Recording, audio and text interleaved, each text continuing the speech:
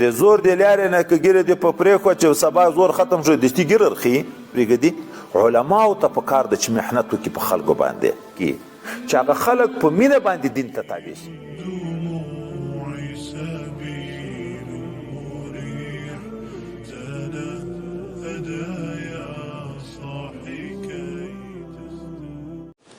اخلاق مبارکه د پیغمبر علیه الصلاة والسلام د دغو بیان خو د انسان په وس وای نه ده پوره، ځکه رب کریم چې خالق د کائناتو ده هغه درته وایي انک لعلی خلق عظیم، ته د ډېرو غټو اخلاقو څښتن یې. دا چا وویلې؟ خالق وویلې. چې الله د چا اخلاقو ته غټ ووایي نو بنده یې به څنګه بیان کړي؟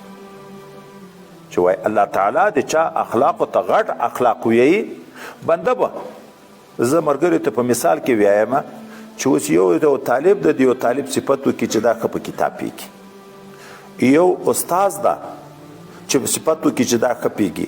په دغو دوه صفتو کې هم فرق شته که نشته؟ عام خلک اعتماد د چا په توصیف باندې کوي؟ د استاد په حق باندې کوي. او چې رب کریم یې چې د غټو اخلاقو څښتن یې، نو دی بنده خو دیغه دی بیان عاجز ده، ځکه هم لا يمكن ثناء ما كان حقه بعد از خدا بزرگ توی قصه مختصر. لنډه خبر دا ده چې د الله نه رالاندې په مخلوق کې د تا غټ مقام ده. اوس نو حضرت زید چې کاتب دی وحی د رسول الله صلی الله علیه وسلم ده، دغه څه خلک راغله ورته وی ته موږ ته د ان حضرت صلی الله علیه وسلم د اخلاق مبارکو څه بیان وکړه. دی ورته اول عذر کې ویایي زه به د رسول الله صلی الله علیه وسلم اخلاق مبارکه څنګه درته بیان کړم، دا د ما په وس کله پوره ده. خو بیا اجمالا خبره ورته کی او دغه خبره په تیقن ورته کی زه د ده امسایه وم چې وحی به دته نازله شوه زه به یې ورغوښتم، ما به وحی ورته لیکله. دا اول هغه تعلق خاص دی ته ورذکر کی چې ما د رسول الله صلی الله علیه وسلم سره خاص تعلق و، خو دا د خاص تعلق باوجود هم د ده د اخلاقو بیان زه نشم کړی. صرف دومره به ووایم چې موږ صحابه و مبارکینو به د حضرت پیغمبر علیه السلام په مجلس کې چې ناست و، که د دنیا ذکر به مو کو د دنیا ذکر یې را سره کوه، او که مو د آخرت ذکر کوه د آخرت ذکر یې را سره کوه، که به مو د طعام ذکر کوه د طعام ذکر یې را سره کوه. بس دا ټول د نبی علیه السلام د اخلاقو بیان ده. د دې څه معنا ده؟ چا کې چې ترفع تکبر لوی وي هغه انسان د خپل ځان د سویې نه کمه خبر باندې شرمیږي چې غږیږي. که پښتنه ترکیم په خفه کېږي ته اوس د مانه د دغه پښتنه کوې. رسول الله صلی الله علیه وسلم دا نه کړ، تواضع وکړي چې تا به په څه شي کې مشوره ورسره کړه در سره غږېدو. خو عین حال کې چې موږ به دنیا ذکر کوله د دنیا را سره ذکر کوله، څنګه ذکر کوله؟ مهم ځای دغه ده چې دنیایي امور به مو ذکر کول، ده به د دنیا د ترقۍ چې بالفرض که دغه طریقه باندې باغ کېږدي بیا داسې ترقي کوي، داسې تجارت کې داسې ترقي ده. دا د دنیا د خوبایي جانب د ذکر کوو د آخرت په حیثیت چې په دغه دنیا باندې آخرت برابرېږي، دنیا مزرعه د آخرت ته. که دغه روپۍ سړی په جهاد کې ولګوي بیا دومره ثواب ده، که دغه روپۍ په جومات کې ولګوي بیا دومره ثواب ده، که دغه روپۍ دنیایي شیانو نه بیا راګرځول خلکو دنیا ګټي د دنیایي خواهشاتو دپاره، ده به د دنیا مجلس ورسره شریک کو. دا ګورې د دنیادارو خلکو سره که علما په صحیح نیت کینی، مشایخ په صحیح نیت کینی، د دوی ذهن سازي وکړي چې موږ صرف د دنیا دپاره نه یو پیدا، د خېټې د مړولو دپاره نه یو پیدا، د دغه دنیا په موږ پسې پوښتنې را روانې دي، موږ د عبادت دپاره پیدا یو، موږ د آخرت دپاره پیدا یو. د هغو ذهن اصلاح کی خو انسان د جهنم نه رابچ کو، د هلاکت نه بچ کو، دغه به د خدای په ثواب ورکوي. حضرت پیغمبر علیه السلام دغسې مشورې کې ورسره شریک شوی، دنیایي مجلسونه یې کړي او په هغه عین حال کې به آخرت طرف ته متوجه کول، ځکه دنیا مزرعه د آخرت ته. که د آخرت مجلس په شروع شو بیا په هغه کې موږ سره خبره کوو عازمات و رخصت ډېر ثواب په کوم شي کې ده اوس عمل ده په دغه عمل کې دیننې بیا چې د آخرت فکر ده هغه ښه جانب یې راته بیانوه ځکه خو خدای متعال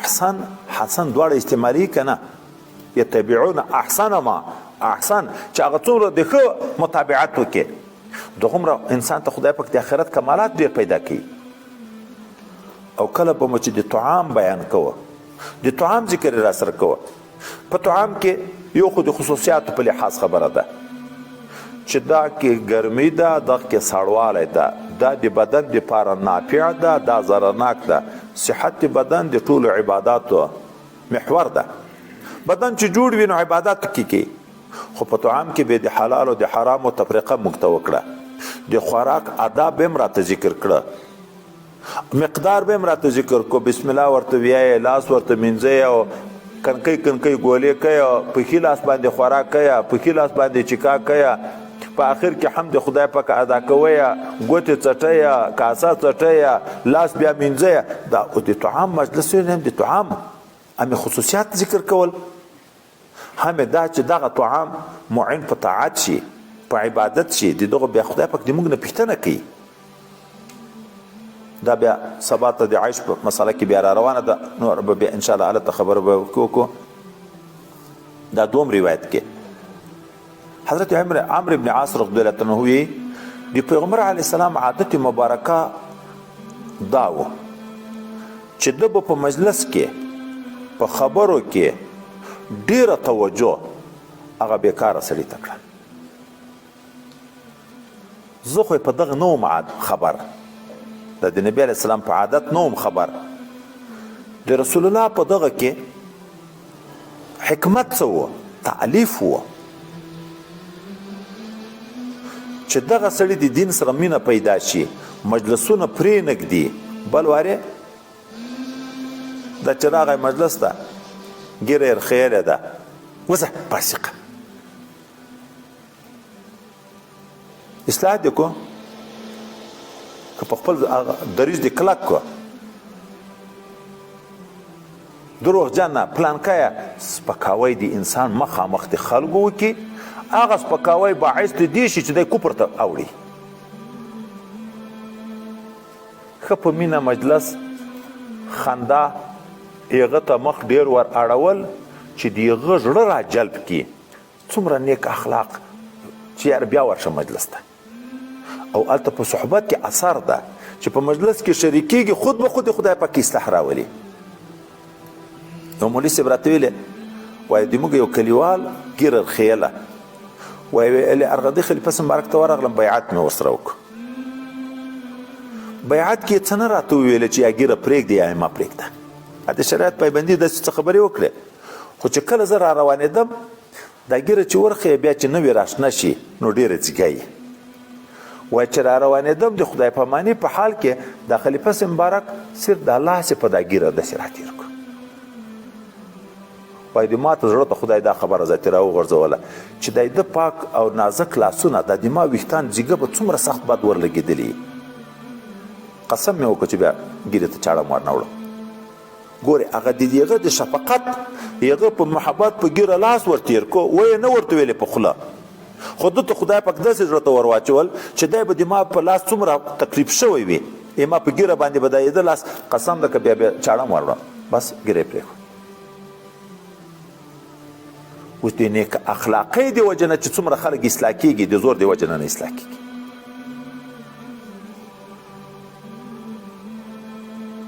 علماو په بیان چې دین ته څومره آماده کېږي د امیرانو په بیان نه آماده کېږي امیر د زور د لارې نه د زور د لارې نه که ګیره دې په پرېښوه چې سبا زور ختم شو دستي ګیره رخي چې په لمانځه د بیا اودسه درولی و سبا ذاتي بیا لمونځ هر شی پرېږدي علماو ته پکار ده چې محنت وکړي په خلکو باندې په دین یې پوه کړي د دین په خوبایي یې پوه کړي چې هغه خلک په مینه باندې دین ته تابع شي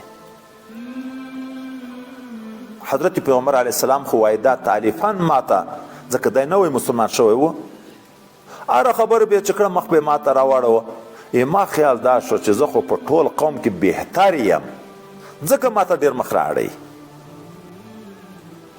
اوس مې نو پوښتنې ته شروع کړې. ما ورته ویل یا رسول الله صلی الله علیه وسلم زه بهتر یم که صدیق اکبر؟ ګوره دومره خطا شوی و په خیال کې. هغه ورته ویل صدیق اکبر.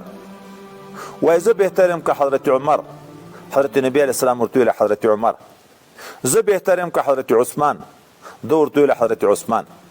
وایي چې پوښتنې مې بیا ته شروع کړې بیا یې حال صفا راته وویلې فصدقني. مداهنت یې ونه کړو، صفا یې راته وویلې. کاشکې چې پوښتنه مې نه وای کړې. په خپله خطایي شرمېږي چې دومره به هم خطایي پرون مسلمان شوی نن بیا د صدیق اکبر نم ځان بهتر بولې، حضرت عمر نم ځان بهتر بولې، حضرت عثمان نم ځان بهتر بولې. او عین حال کې دې ته هم اشاره ده چې تعجیل دې څوک نه کوي د امورو کې د پوښتنې سوچ و فکر دې کوي چې دا پوښتنه د ما دپاره ګټوره ده که تاواني ده. اوس دا چې پر رسول الله دا ګمان و چې زه ډېر په ګران یم، هلته به ایمان کامل و که دا شو چې تر ما نه خو نور خلک ډېر مخته دي، مایوسیت دستي پیدا کېږي که نه پیدا کېږي. ته حسن ظن که په الله الله دې تا د ظن معامله در سره کوي. انا علی ظن عبدي بي. ته حسن ظن که په رسول الله، ته حسن ظن که په خپل استاد او په خپل شیخ، تا سره به هغه معامله کېږي. د تصوف په پلان کې یو خلیفه صاحب عجب کله کله مشوره کوي. ادب ته راځي اسلام ګل خلیفه صاحب سپین ږیری دوی ویل ګوره چې داسې طبیعت یو چاته غږېدو چې داسې طبیعت اوله نه وینو چې یو خلیفه صاحب ته ورځي په طبیعت کې د دې اوله نه دا وینو چې دا ډېر خوشک ده، سړی سپکوي. په طبیعت کې د دې اوله نه د ده داسې شیان په ذهن کې راوسته چې اوله نه د پایز په ځان بند کړه چې ورشي دستي به قبض کېږي. ایمانه خفا ده،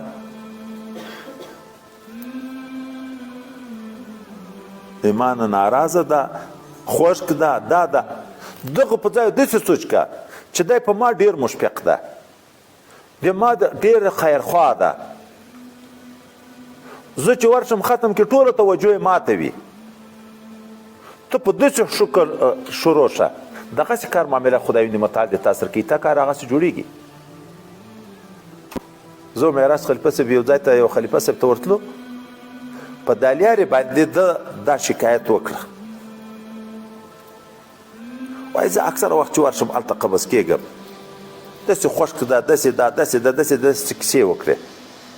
ما ورته ویل درته چې ادار یې داسې سوچ باندې ورشو.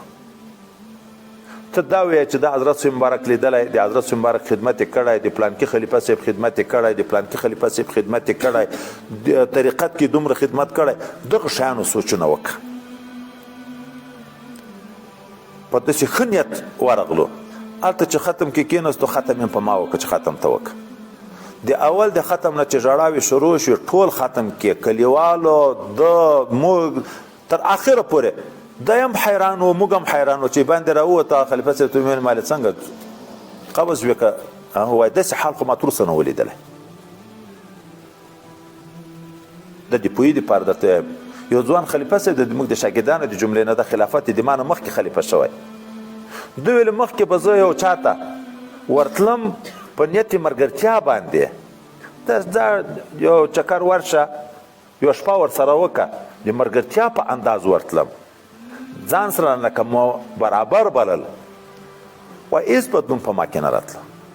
په شرکت کې ختم او په دغو کې ماته څه اثر نه پیدا کېده. اوس چې هغه ته ورځم د هغه د اوله نه کمالاتو تصور شروع کوم. په دغه حیثیت تر ما بهتر ده، په دغه حیثیت تر ما بهتر ده، په دغه حیثیت تر ما بهتر ده. وایي قسم ده داسې فیض داسې حال راته شروع شي لکه عین د نورالمشایخ صاحب مبارک په زیارت کې چې کوم کار یې ما جوړېږي.